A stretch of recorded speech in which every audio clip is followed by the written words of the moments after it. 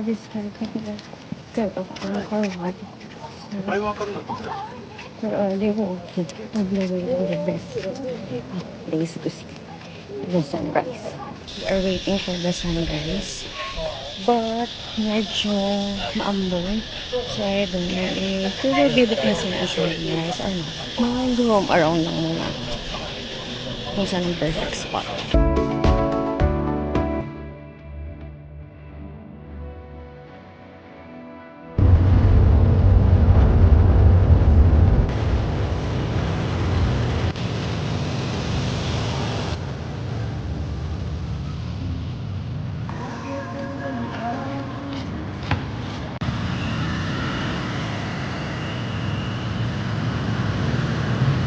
I'm too early for pub trip here.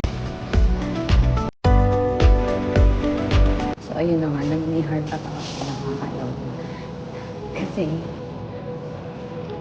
ang bus tour ko is for 12:45 a.m. So, nandito na ako kanina pa. Tapos, nagtitingin ako, meron kasi sila dyan, yung parang sign, remarks kanina. So, most ng text kasi is Cambodia. So, hindi ko rin naiintindihan yung mga announcement kanina.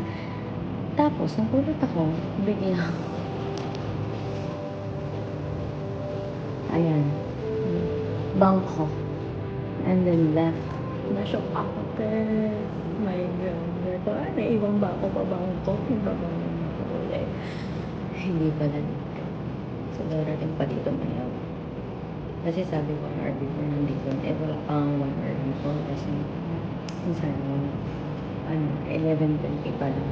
11:45. Darating daw dito mga 12:15.